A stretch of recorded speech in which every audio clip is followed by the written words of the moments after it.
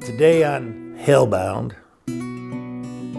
Tell me somewhere to go, man, in Whitesburg. You gotta go to the McIntosh Park. What's significant about McIntosh Park? That's where William McIntosh, that's where he was killed, supposedly. They were not only going to kill McIntosh, but they were going to carry off anything of value they could and burn and destroy everything else. In all the newspapers, when McIntosh was killed, it's kind of like the 9/11 situation for its time. Is that wow?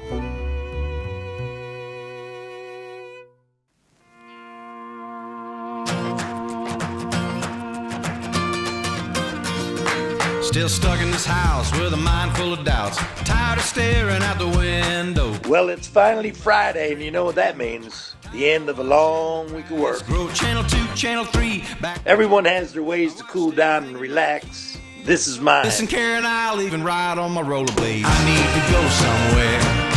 I need to go somewhere.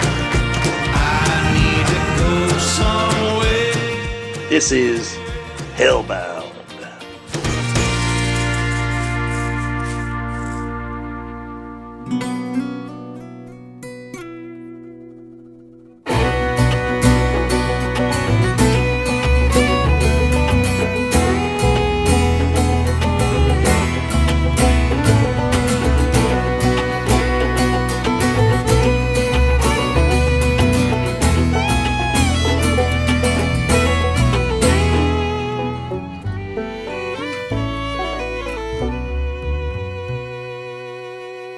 I want a 50s kind of love.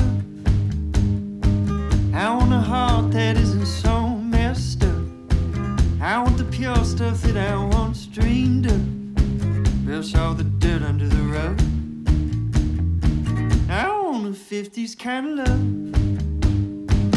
Shining black and white, simply enough.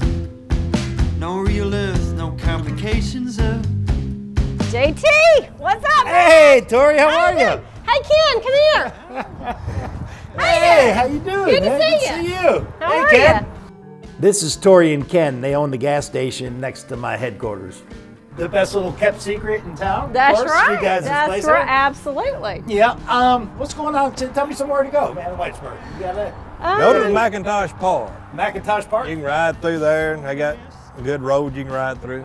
And what's significant about McIntosh Park?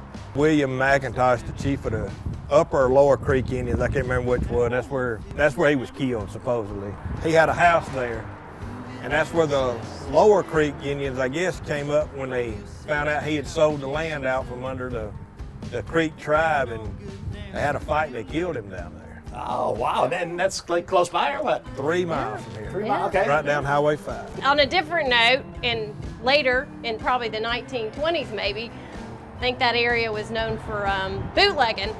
So you may run across an old still while you're down there as well. You'll see the Yeah. remnants. Wow. Yeah, so it'd Well, be worth a ride. If I come stumbling back through here in about an hour. We'll know you found something. Yeah, 911 me or That's something. right. All right.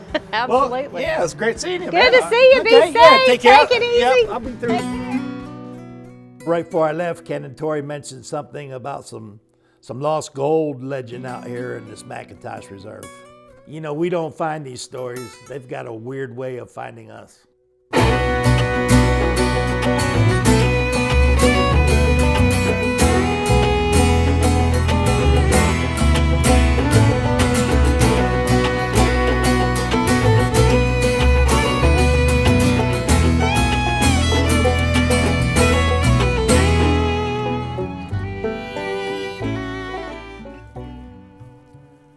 McIntosh Reserve, Whitesburg, Georgia, 1825.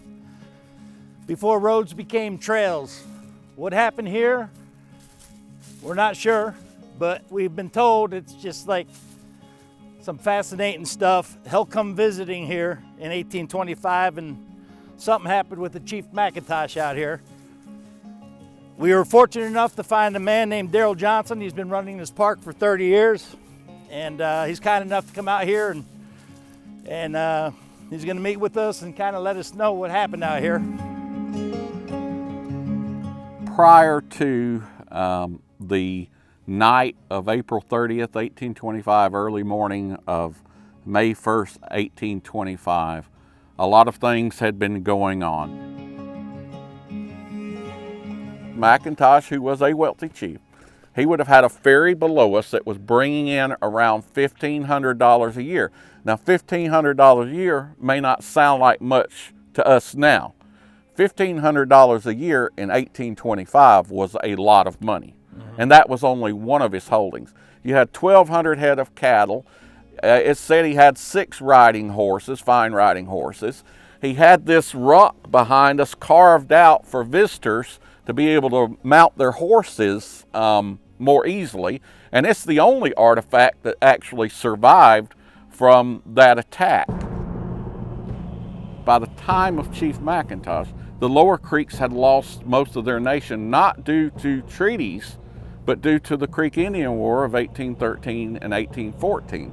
Although they were allies of General Jackson in the Creek Indian War, at the Treaty of Fort Jackson, he actually took like the lower quarter of Georgia away from the Lower Creeks as war reparations for the war that the Upper Creeks had started. Okay. And even though the Lower Creeks were his allies, Jackson took the lower part of Georgia, and after he took some land from the Upper Creeks, the state of Alabama was created. You have the Lower Creeks here, you have the Upper Creeks here, and you have the state of Alabama here, and they're getting closed in on each other. They don't even like each other that much, and they're getting pushed closer together. Yeah, recipe for.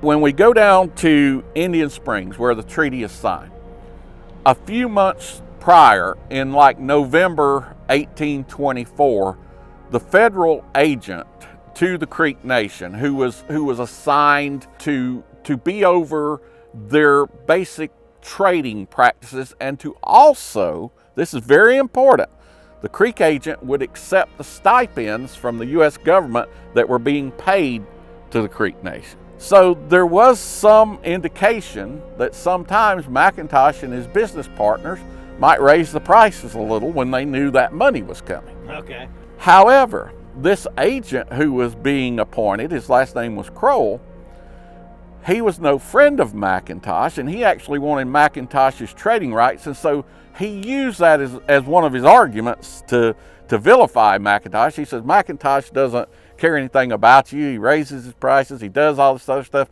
and guess what? He's gonna sell you out. That's where that first started, that McIntosh sold his people out. It started with the federal agent telling the Upper Creeks, who already were mad at the Lower Creeks because of the Creek Indian War 12 years earlier.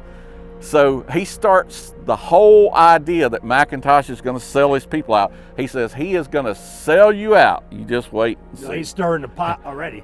So because of that, there's a lot going on behind the scenes. The state of Georgia was run by McIntosh's cousin, who didn't care anything about McIntosh. In fact, after the treaty signing, McIntosh and his oldest son, Chili, go to Milledgeville, which was the state capital of Georgia at that time, and talk to the governor and say, look, the Upper Creeks are trying to stir up problems.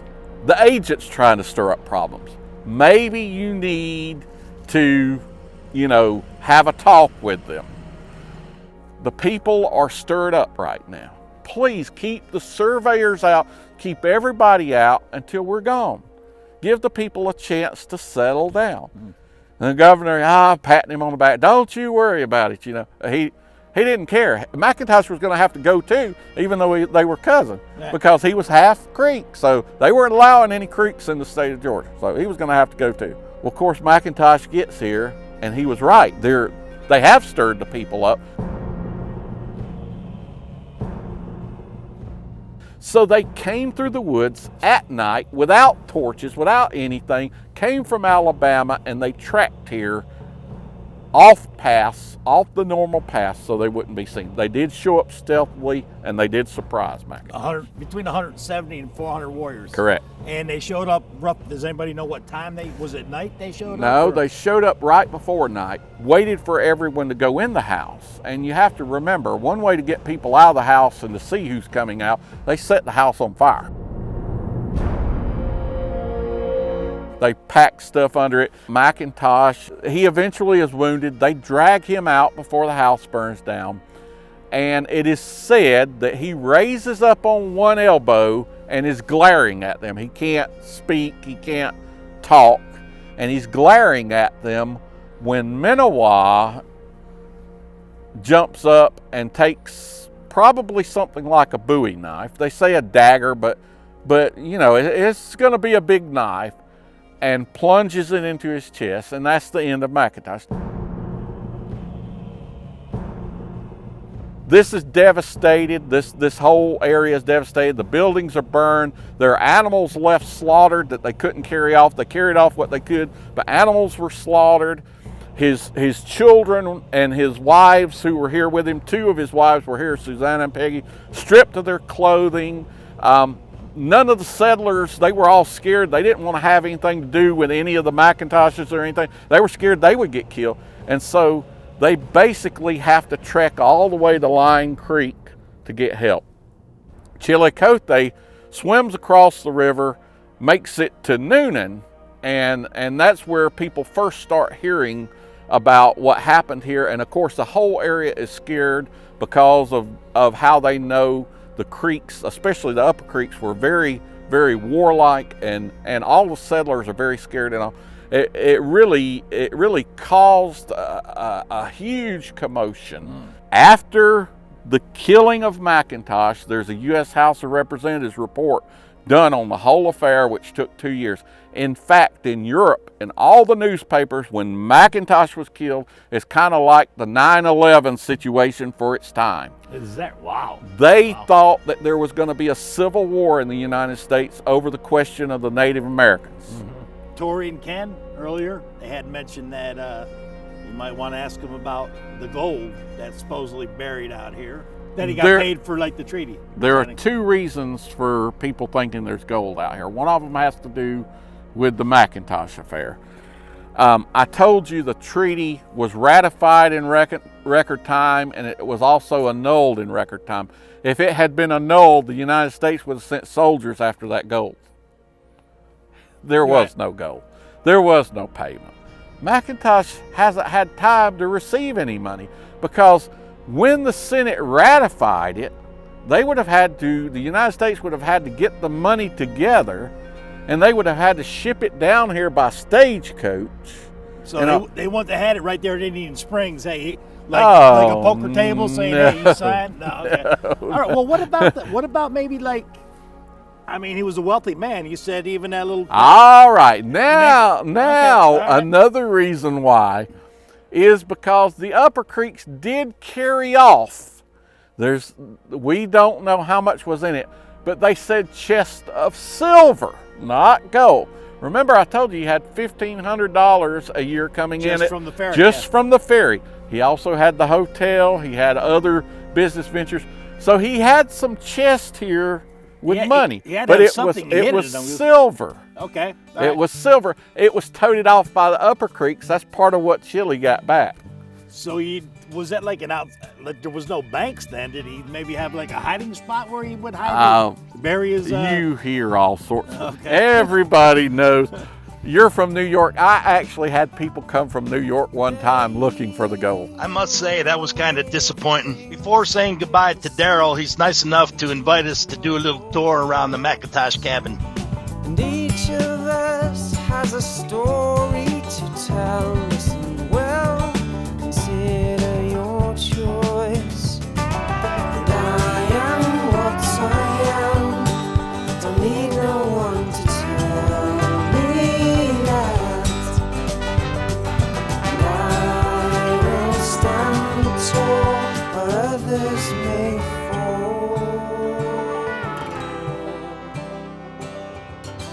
McIntosh Reserve is one of those places that when you step in it, it takes you back in time. Makes you feel you're right back there in 1825. But of course, the story doesn't end here. This is just the half of it.